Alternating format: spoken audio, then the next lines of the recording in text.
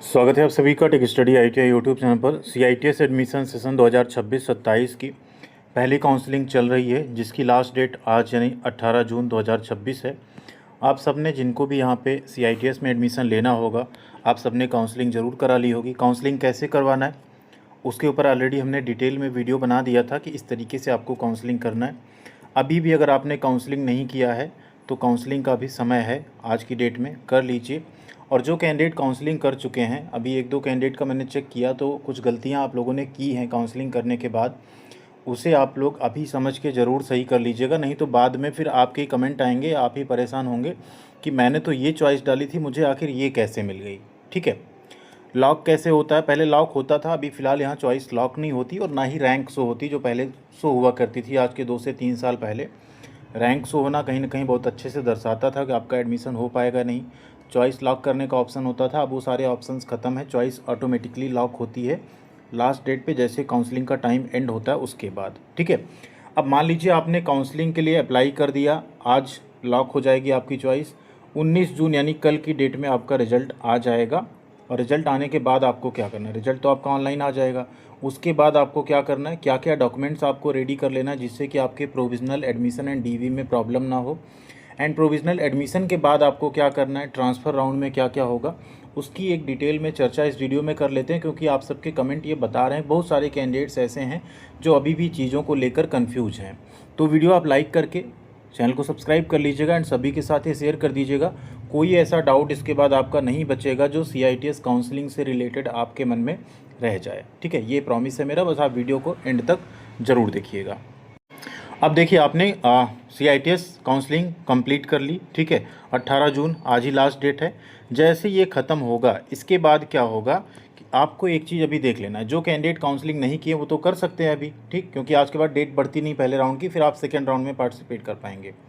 और जिन कैंडिडेट्स ने ऑलरेडी अपनी काउंसलिंग कर ली है, उन्हें क्या करना है, उनको मैं जस्ट एक कैंडिडेट की प्रोफाइल लॉगिन करके दिखा देता हूं कि वो अगर मिस्टेक आप में हुई हो तो अभी भी समय है, उसे आप लोग सही कर लीजिए। उसके बाद आगे का डिस्कस करते हैं कि रिजल्ट एंड डॉक्यूमेंट्स इन सब में क्या चीज़ें होंगी। जब आप अपना यहाँ लॉगिन करेंगे ना, तो आपको एक चीज़ मिलता है। एक तो पहले अपना आप इसको प्रिंट आउट निकाल के रख लीजिएगा, ठीक है, इसको सेव कर लीजिएगा। वैसे बाद में भी रहता है, जो काउंसलिंग फ़ीस आपने 500 पे की है, इसे आप ज़रूर निकाल के रख लीजिएगा। इसको आपको DB के टाइम पे देना पड़ेगा। ठीक है, दूसरा, एप्लीकेशन फॉर्म का कोई प्रिंट नहीं निकलता, उसे आपको निकालने की ज़रूरत नहीं। हाँ, आपका जो स्कोर कार्ड है उसे आप ज़रूर एक बार प्रिंट करके ले जाइएगा। तीसरा ये है, जो आप काउंसलिंग वाले इस पर सेलेक्ट करेंगे तो यहाँ आपने जो चॉइसेस दी होंगी ना, पहली चॉइस, फिर दूसरी चॉइस, तीसरी चॉइस, चौथी चॉइस, पांचवी चॉइस। अब इसमें क्या होता है ना, कई बार आप क्या करते हैं, सेकंड को फर्स्ट बना के चेक करते हैं कितनी सीट है, फिर थर्ड को फर्स्ट बना के चेक करते हैं कितनी सीट है, फिर फोर्थ को फर्स्ट बना के चेक करते हैं फिफ्थ। अब उसमें क्या होता है कि ये सारे जो सीक्वेंस है ना, ये गड़बड़ हो जाते हैं। आपको क्या लगता है, आपने जो चूज़ किया है आप तो वही है, बस हमने तो चेक किया यहाँ पे। लेकिन जैसे आप इसको फर्स्ट या इसको फर्स्ट या इसको फर्स्ट करते हैं, आपका पूरा सीक्वेंस जो होता है ना, वो गड़बड़ हो जाता है। अब फॉर एग्जांपल, आपने मान लीजिए पहले नंबर पे रखा है NSTI कानपुर, दूसरे पे रख दिया इलाहाबाद, तीसरे पे रख दिया नोएडा, चौथे पे रख दिया चेन्नई। अब आपने सोचा हम तो पहला कानपुर रखे हुए, बस हम तो रैंक चेक करने के लिए चेन्नई को पहला किए थे, बट आपकी चेन्नई अब पहली चॉइस हो चुकी है। ठीक है, और जैसे आपका अलॉटमेंट होगा, जैसे अभी लास्ट डेट ख़त्म होगी, जो आपने यहाँ पे किया होगा, जो भी आपने यहाँ खिलवाड़ किया होगा, पहला दूसरा तीसरा जिसको भी बनाया होगा, वो ऑटोमेटिकली उसी पे चॉइस लॉक हो जाएगी कि ये आपका फर्स्ट, ये सेकंड, ये थर्ड, ये फोर्थ, ये फिफ्थ। ठीक है, फिर आपको अलॉटमेंट में भी वही होगा कि पता लगा आपने कानपुर चुना था, लेकिन रैंक चेक करने के लिए आपने पाँचवीं को पहली करके चेक किया था चेन्नई की कितनी सीट है वहाँ पे, और वो आपकी फ़र्स्ट चॉइस रह गई। तो इस केस में आपको क्या करना है, अपना लॉगिन करना है, देख लेना आपका यहाँ पे क्या चॉइस आपने जो सेलेक्ट की थी क्या है। एक ऑप्शन आपको मिलता है ना, रीसेलेक्ट सेंटर अगेन। ठीक है, इस पर आपको क्लिक करना है। जैसे इस पर आप क्लिक करेंगे, आपके सामने सारे जो सेंटर्स हैं ना, वो चूज़ करने के ऑप्शन फिर से आएंगे। जैसे हम यहाँ पे जो सेंटर था वही हम फिर से रख देते हैं चूज़ करके। तो आपको सेम एज इट इज जो आपको पहला, दूसरा, तीसरा, चौथा चाहिए, उसे आपको यहाँ पे चूज़ करके रख देना है। अदरवाइज़ आपके साथ फिर यहाँ पे प्रॉब्लम हो सकती। जैसे देखिए, हमने यहाँ पे रख दिया, फर्स्ट पे रख दिया गवर्नमेंट ITOT सुल्तानपुर, सेकंड पे ITOT लखनऊ, थर्ड पे कानपुर, फोर्थ पे मुंबई एंड फिफ्थ में हमने रख दिया देहरादून, और इसी को हमें क्या करना है, सबमिट कर देना है। जो आपकी चॉइस चाहिए वो आपको प्लीज़ उसी पे आप उस चॉइस को सबमिट कर दीजिएगा।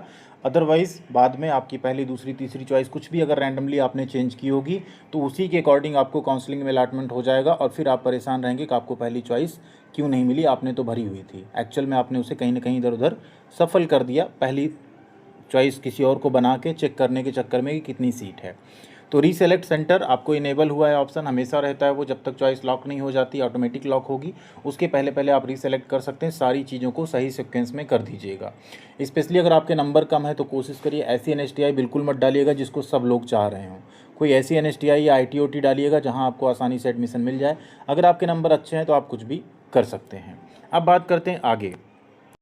ये गलती आप नहीं करेंगे। 18 जून हो चुका, ठीक है, चॉइस ऑटोमेटिक लॉक हो जाएगी। कल की डेट में आप सबका रिजल्ट जो है पब्लिश हो जाएगा, ठीक। इसके बाद आपके पास 20 और 21 2 दिन का समय रहेगा, सैटरडे एंड संडे का। मंडे से आपकी स्टार्ट हो जाएंगे क्या, फिजिकल डॉक्यूमेंट वेरिफिकेशन। कहाँ पे, नियरेस्ट NSTI में। आपको कोई भी NSTI मिले, फॉर एग्जांपल आप यूपी के रहने वाले हैं, मान लीजिए आप कानपुर के रहने वाले हैं, तो आप कानपुर NSTI चले जाएंगे, भले आपको चेन्नई या हावड़ा, देहरादून कुछ भी मिला हो, लेकिन NSTI ही जाएंगे, ITOT में आप नहीं जाएंगे, ठीक है। ये आपको ध्यान रखना है। डॉक्यूमेंट क्या क्या ले जाना है आगे डिस्कस करते हैं। 22 तारीख से लेके 25 तारीख तक का यहाँ पे समय दिया जाएगा, तो ठीक ही है, यहाँ पे टाइम आपके पास काफ़ी है। 22, 23, 24, 25 4 दिन का समय मिल रहा है आपको प्रॉपर। इसके बाद क्या होगा, जब आपका प्रोविज़नल एडमिशन हो जाएगा, अब मान लीजिए आपको कॉलेज अलॉट हो गया 19 तारीख को, तो आपको प्रोविज़नल एडमिशन लेना है। अगर आप नहीं लेते हैं तो आपका एडमिशन कैंसिल माना जाएगा, आपका जो कॉलेज अलॉटमेंट है वो कैंसिल माना जाएगा, ठीक है। भले आपको मान लीजिए आपने 4 चॉइस रखी, आपको तीसरी, चौथी, पहली, दूसरी कोई भी चॉइस मिल सकती है। आपको फिजिकल एडमिशन के लिए जाना होगा अगर आप CITS करना चाहते हैं उस केस में, ठीक है। उसके बाद आता है ऑनलाइन ट्रांसफ़र राउंड। 27 तारीख को स्टार्ट होगा, ये 26 एक दिन का गैप रहेगा, 27 को स्टार्ट होगा। अब इसमें क्या है कि 27 को जो सैटरडे है उस दिन आपको ऑनलाइन ट्रांसफ़र वही करा पाएंगे जो DV करवाए रहेंगे, जो प्रोविज़नल एडमिशन यहाँ से करवाए रहेंगे। वहाँ से आपको एक स्लिप भी मिलती है, आपका पोर्टल पे अपडेट होता है डेटा, वही कैंडिडेट ट्रांसफ़र के लिए अप्लाई कर पाएंगे। पहले ऐसा होता था फर्स्ट चॉइस अगर आपको मिल गई, ट्रांसफ़र आप नहीं अप्लाई कर सकते। अभी ऐसा है, आपको पहली, दूसरी, तीसरी, चौथी, पाँचवीं कोई चॉइस मिली हो, आप ट्रांसफ़र राउंड में पार्टिसिपेट कर सकते हैं, और उन पाँचों के अलावा कोई छठा NSTI या ITOT भी आप चूज़ कर सकते हैं ट्रांसफ़र में। पहले ऐसा नहीं था, आप जो पाए हैं उसके ऊपर जो है उसी में आप ट्रांसफ़र अप्लाई कर सकते हैं, बट अब ऐसा नहीं है। आप कोई भी XYZ ITOT या NSTI ट्रांसफ़र के लिए अप्लाई कर सकते हैं, ठीक है। अगर ट्रांसफ़र जब अप्लाई करेंगे 29 को उसका रिजल्ट आएगा। ट्रांसफ़र में अगर आपका ट्रांसफ़र किसी NSTI या ITOT में हो जाता है तो आपको पढ़ाई करने वहीं जाना पड़ेगा, आपकी पुरानी चॉइस ऑटोमेटिक कैंसिल हो जाएगी जो आपको पहले मिली थी, ठीक है। ट्रांसफ़र में जो अलॉट होगा वही रहेगा। अगर ट्रांसफ़र में नहीं अलॉट होता है तो फिर आपका जो कॉलेज पहले मिला था वही आपका रहेगा। आप प्रोविज़नल एडमिशन करा ही चुके हैं, आपको डायरेक्ट क्लास करने जाना पड़ेगा। अब बात करते हैं पहली चॉइस या कोई भी चॉइस आपको नहीं मिली, या आपने पहली काउंसलिंग कराई ही नहीं, किसी रीजन से नहीं मिली, तो भी आप सेकंड काउंसलिंग करा सकते हैं।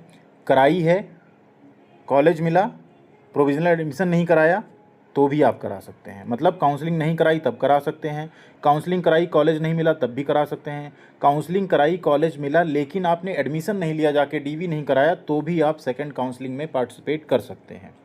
सिर्फ एक केस में आप पार्टिसिपेट नहीं कर पाएंगे, अगर आपको कॉलेज मिल गया, आप प्रोविज़नल एडमिशन करा चुके, उस केस में आप सेकंड काउंसलिंग में भाग लेने के लिए एलिजिबल नहीं रहेंगे। फ़ीस आपने जो पे की है वही काम आएगी। अगर नहीं कराई है काउंसलिंग तो यहाँ पे आप फिर से फ़ीस पे करके सेकंड काउंसलिंग करवा पाएंगे 30 जून से लेकर 3 जुलाई तक, ठीक है।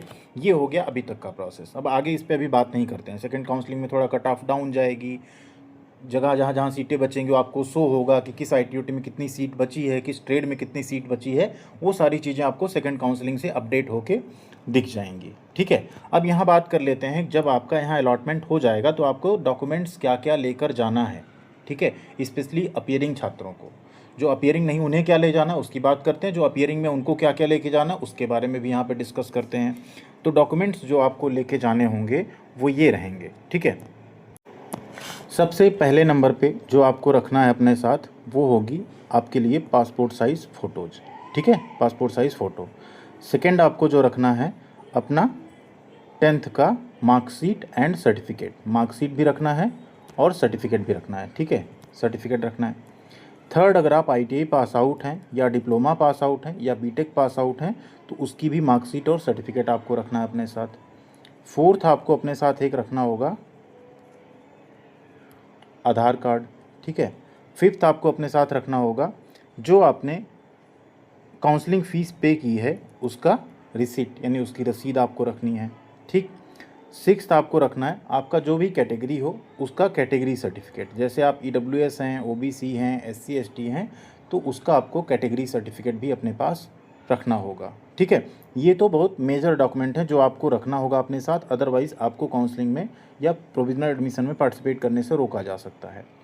अब यहाँ एक और चीज़ आती है, मान लीजिए आपके पास कोई डॉक्यूमेंट नहीं बन पाया, आप गए हैं, तो क्या होगा उस केस में। देखिए कई बार ऐसा होता है, मान लीजिए आपके पास कोई सर्टिफिकेट नहीं है, तो भी ऐसा नहीं कि आपको वहाँ डॉक्यूमेंट वेरिफिकेशन से भगा दिया जाएगा, आपसे एक एप्लीकेशन लिया जाएगा, एक अंडरटेकिंग ली जाएगी। पहले तो जो 2-3 दिन का समय आपको मौका देंगे, चलो लेके आ जाना आप, ठीक। मान लीजिए आप भूल गए, नहीं बना है, अदरवाइज़ केस में लास्ट डेट पे आपको क्या मिलेगा, एक मौका दिया जाएगा आपको, एक एप्लीकेशन आप दे दो लिख के, अंडरटेकिंग की एप्लीकेशन दे दो, और आप जाके जहां आपका कॉलेज मिला है वहां आप जाके एटलीस्ट उसको उस टाइम पे जमा कर दोगे जब आपका एक्चुअल एडमिशन होगा तब पे, ठीक है। तो वो भी आपको चांस मिल जाता है, आपको ऐसे भगाया नहीं जाता है वहाँ से, ठीक है, या आपको रिजेक्ट नहीं कर दिया जाता, नहीं आपका एडमिशन ही नहीं होगा, ठीक। ये चीज़ आपको ध्यान रखना है। अब बात करते हैं अपीयरिंग छात्रों के लिए। अपीयरिंग छात्रों के लिए 2 चीज़ें बनवानी ज़रूरी हैं। देखिए बोनाफाइड सर्टिफिकेट वैसे कहीं डिस्कस तो नहीं किया गया, लेकिन आप कोशिश करिए कि अपने ITI से जो आप पढ़ाई कर रहे हैं तो अपना एक प्रोविजनल सर्टिफिकेट अगर बनता है तो बनवा लीजिए, नहीं बनता है तो उसके लिए बहुत परेशान मत होइएगा, लेकिन अगर बन जाए तो कोशिश करिए एक प्रशिक्षण प्रमाण पत्र बनवा लीजिए कि हाँ यहाँ पे आप जो है इस सेशन में पढ़ाई कर रहे हैं, आपका एग्ज़ाम जुलाई अगस्त में होने वाला है।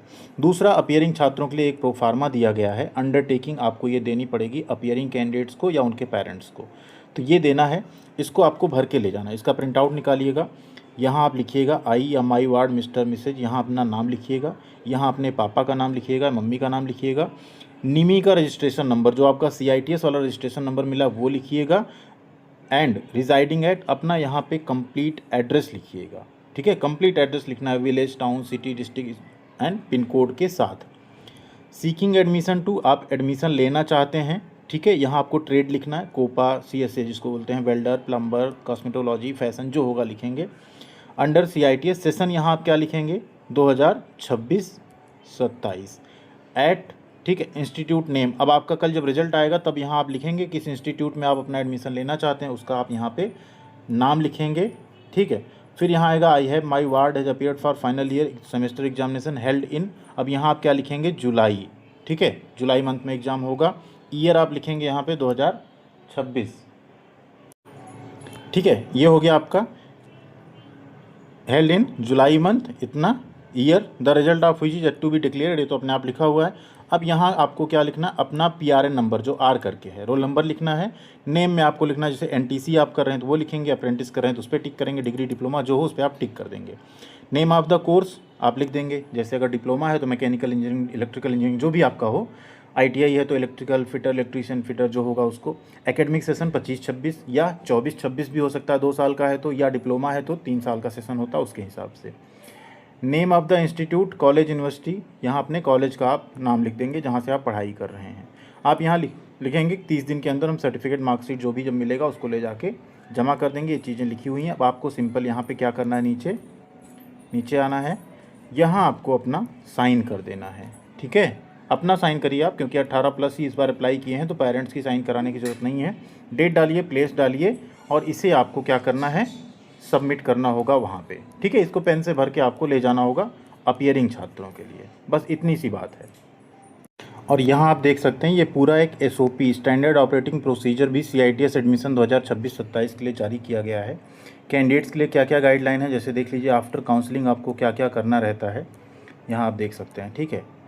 काउंसलिंग आ गया, फिजिकल डॉक्यूमेंट वेरिफिकेशन में आप सबको क्या करना होता है, 5 चॉइसेस भरते हैं, सीट अलॉट होती है, फिर आप जाते हैं कंफर्म करते हैं उस चीज़ को, काउंसलिंग प्रोसेस को, ठीक है। काउंसलिंग फ़ी सबमिट करने के पहले अपीयरिंग कैंडिडेट अपना एक अंडरटेकिंग देंगे। यहाँ देखिए आ गया ना कि अलॉटेड सीट जो होगी आपको डॉक्यूमेंट वेरिफिकेशन के लिए जाना होगा, जिसमें आपको अपने सारे जो डॉक्यूमेंट्स होंगे उन्हें वहाँ पे देना होगा, जो भी हमने ऊपर डॉक्यूमेंट्स बताए। और जब आप एक्चुअल एडमिशन के लिए जाते हैं उस टाइम पे आपको मेडिकल फिटनेस सर्टिफिकेट भी देना होता है, जिसका प्रोफार्मा हम टेलीग्राम पे शेयर कर देंगे, व्हाट्सअप चैनल पे भी डाल देंगे, वहाँ से आप लोग उसको जो है डाउनलोड कर सकते हैं, उसकी लिंक हम डाल देंगे वहाँ से। जो अपीयरिंग कैंडिडेट हैं उनको एक एनेक्सर V जो दिया गया है, आपको फिजिकल डॉक्यूमेंट वेरिफिकेशन के टाइम पे उसे भर के देना होगा, ठीक है। बोनाफाइड सर्टिफिकेट या उसका कहीं यहाँ पे दिया नहीं गया, बट वो ज़रूर आपको देना पड़ेगा, ठीक है। आईटीआई को कहीं ना कहीं इसमें इन्वॉल्व नहीं किया है, बट कुछ लोगों ने आपको कहा होगा कि प्रोविजनल सर्टिफिकेट देना है आईटीआई से, तो आप उसको बनवा सकते हैं, बट अगर नहीं भी रहेगा तो अंडरटेकिंग वाले से आपका काम चल जाएगा। आपको सारे अपने ओरिजिनल डॉक्यूमेंट्स लेके जाने होंगे, जैसे 10वीं का, आईटीआई का marksheet certificate, category certificate, ID proof etcetera. ये सब कुछ आपको वहाँ पे प्रोविजनल एडमिशन के टाइम पे देना होगा, डॉक्यूमेंट सबमिट करना होगा। ये हो जाने के बाद आपका अलॉटेड इंस्टीट्यूट जो होगा, ठीक है, आप ट्रांसफ़र राउंड में पार्टिसिपेट करेंगे। ट्रांसफ़र राउंड के बाद जो भी एनएसटीआई आपको अलॉट होगा, वहाँ अब आपको रिपोर्ट करना होगा अपनी पढ़ाई के लिए। फिजिकली वहाँ आप रिपोर्ट करेंगे सारे डॉक्यूमेंट, सारी फ़ोटोकॉपीज़ के साथ। वहाँ आप अपना फ़ी पे करेंगे, हॉस्टल के लिए अप्लाई करेंगे, बाकी सारा प्रोसेस पूरा करेंगे और फिर आपकी क्लासेस यहाँ पे स्टार्ट हो जाएंगी। अटेंडेंस आपकी 80% होनी चाहिए। तो ये सारी चीज़ें पहले ही इसमें जो है दे दी गई हैं। तो अब अगर इसके बाद आपका कोई डाउट बचता है इस वीडियो को देखने के बाद, तो प्लीज़ आप लोग कमेंट करके बताइएगा। उस डाउट को भी हम क्लियर करने की कोशिश ज़रूर करेंगे। थैंक यू वेरी मच, ख्याल रखिएगा अपना। मिलते हैं अगली अपडेट के साथ अगले वीडियो में।